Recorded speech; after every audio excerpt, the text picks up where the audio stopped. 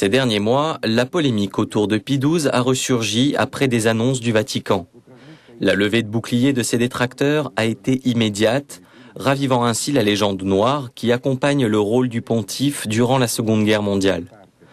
Complice de l'Holocauste et antisémite pour certains, il mériterait le titre de juste selon d'autres. Giovanni Ferrofino était proche du pape à l'époque. Aujourd'hui, il témoigne. Il est vrai que Pie XII protégea de nombreux juifs. C'était naturel pour lui. Mais il ne pouvait pas révéler où il les cachait. Certaines familles complices ne voulaient pas être compromises ou affronter le régime de Mussolini. C'est dire. Pie XII a été si silencieux en public que beaucoup se sont interrogés. Était-il réellement préoccupé par le sort des Juifs ? Le pape montra continuellement une ferme détermination à sauver beaucoup de Juifs.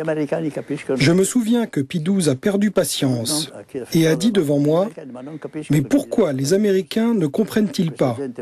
Tout doit être fait pour sauver une communauté si vivante. » Le pape a dit ça, littéralement. Giovanni Ferrofino évoque également son rôle d'émissaire discret et souligne l'action secrète du pape. Je suis allé rendre visite au président portugais et je lui ai dit le message du pape. Mais je n'avais pas conscience à l'époque de la gravité de la situation. J'ai donc transmis le message au président portugais.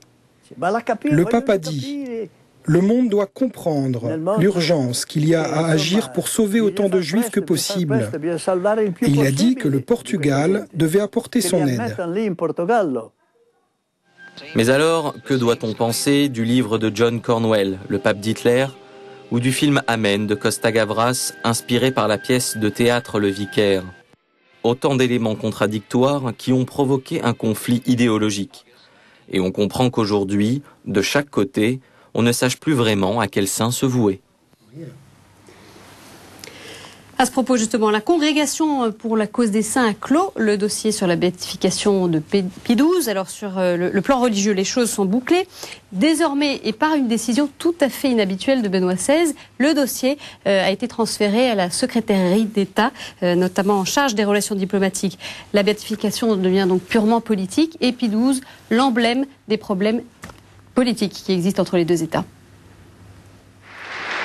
En 2005, Jean-Paul II recevait un vibrant hommage des mains de représentants de la communauté juive. L'un d'eux est Gary Krupp. Il dirige la fondation des Juifs américains Pave the Way, qui a enquêté longuement sur Pie XII. Nous avons passé près de 2 ans à examiner ce dossier. Notre fondation, Pave the Way, est une organisation sérieuse et ouverte. Nous croyons en ces recherches qui aideront à faire avancer la résolution d'un problème entre 2 communautés, les Juifs et les catholiques. Mais du côté de l'opinion publique israélienne, il y a encore des blocages. L'inscription accablante placée sous le portrait de Pie XII à Yad Vashem est l'illustration de l'ancrage profond du mythe dans la mémoire collective. Lorsque l'Assemblée des rabbins de New York m'a demandé d'aider Dan Kurtzman dans ses recherches à Rome et qu'il m'a parlé des projets de kidnapping du pape par Hitler, d'assassinat dans la curie romaine pour prendre le contrôle du Vatican et que ces plans étaient en place, je fus réellement très surpris. Eugenio Pacelli doit aussi composer avec le régime fasciste de Mussolini, qui pratique la censure de Radio Vatican, la fouille répétée des collaborateurs du Saint-Siège et la surveillance des ambassadeurs et des journalistes. Pie XII est contraint au silence, et c'est ce qui a permis plus tard une autre interprétation de son message. 5 ans après sa mort, la pièce de théâtre a été produite. Et nous savons par un agent haut placé du KGB que cette histoire était en fait une machination communiste, un complot russe orchestré et financé par le KGB, dans le but de déstabiliser l'Église catholique, un de leurs grands ennemis. Cette opération, baptisée C12, a donné naissance à une pièce appelée Le Vicaire. Elle fut jouée partout dans le monde et a diabolisé le pape en le traitant de collaborateur nazi, d'antisémite au cœur de pierre. C'est le tournant dans l'opinion publique et je trouve ça vraiment étonnant. Comment se fait-il qu'Albert Einstein, Golda Meir, Ben Gurion, ainsi que tous les penseurs de l'élite juive, Joseph Lichtin, Nathan Goldman, aucun de ces leaders importants n'a soutenu sa cause à ce moment-là.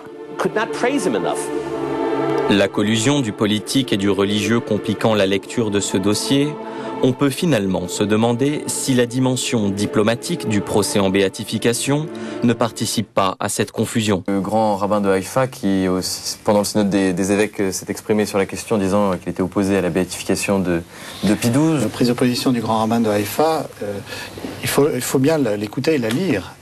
Elle témoigne de ce qu'il y a, exactement comme vous dites, il y a un désir de savoir. C'est-à-dire qu'il dit effectivement que ce qu'il reproche, c'est le silence, qu'en revanche, il ne nie pas qu'il y a eu des actions humanitaires. Tous les historiens sérieux sont d'accord pour dire que John Cornwell, ça n'était pas du tout sérieux.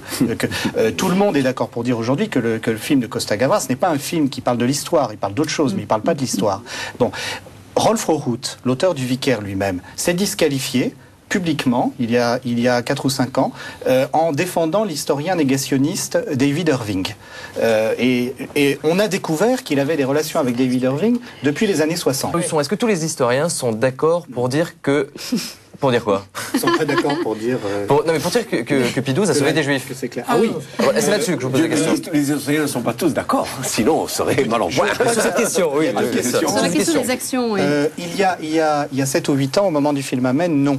Tous les historiens n'étaient pas d'accord pour le faire, pour le dire. Que ça a changé là? Je crois parce que il y a d'abord il y a tout ce travail de fond qui est fait. Par exemple, on citait la fondation Pave the Way. Le travail qu'elle a fait est absolument remarquable, avec un certain nombre de témoignages. Il y a eu ce colloque qui a eu lieu, qui était de bon niveau, parce qu'il y a eu aussi, je crois, des tas de gens qui se sont mis à travailler pour se demander si la vision du film Amen n'était pas caricaturale. C'est mon cas, par exemple. C'est comme ça que je me suis intéressé au sujet. Oui. Mais pour le reste, je dirais que il faudra tout à l'heure aussi qu'on parle de la question du silence, parce que je crois qu'elle est plus complexe. C'est ce qui fait le plus débat aujourd'hui. Elle est plus complexe que ce qu'on dit. Alors, avant le silence, un mot de... Oui, parce que je crois Père Dujardin. Je suis d'accord avec M. Husson sur le fait que la polémique s'est beaucoup apaisée. Mais il y a quand même quelque chose qui demeure, à mon sens, dans l'opinion publique moyenne, et je pense aussi en Israël, c'est qu'il y a une forte insistance sur les secours que le pape a apportés aux Juifs et qui ne sont pas contestables du tout. Bon, la question des chiffres, du nombre, tout ça peut encore s'améliorer au point de vue des connaissances. Mais le vrai problème, effectivement, sur lequel les historiens continuent de s'interroger, c'est la question du silence. Et ils refusent, le vrai historien refuse de situer la problématique du silence avec la pièce Le Vicaire ou avec le film Amen, qui reprend le thème du Vicaire. La question du silence, elle est déjà posée pendant la guerre par des évêques polonais, d'autres qui disent qu'il vaudrait mieux pas parler. Qu'est-ce qu'on met derrière ce mot silence, justement, en fait, derrière le mot silence, c'est le fait que l'action ou la parole du pape a été surtout diplomatique. Ça, il y a au moins une 50aine d'échanges avec l'annonciature à Berlin, on le sait.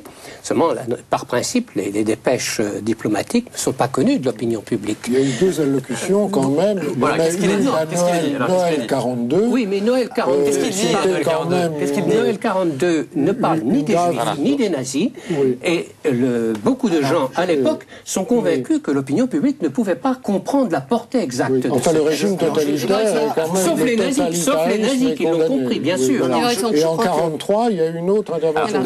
On a eu 2 interventions. Non, l'intervention de 43, elle est devant. Laissons parler l'historien. On va laisser parler l'historien. La parole à l'historien. Elle n'a pas du tout la même portée. Elle n'a pas la portée de celle de... Édouard Husson, voilà.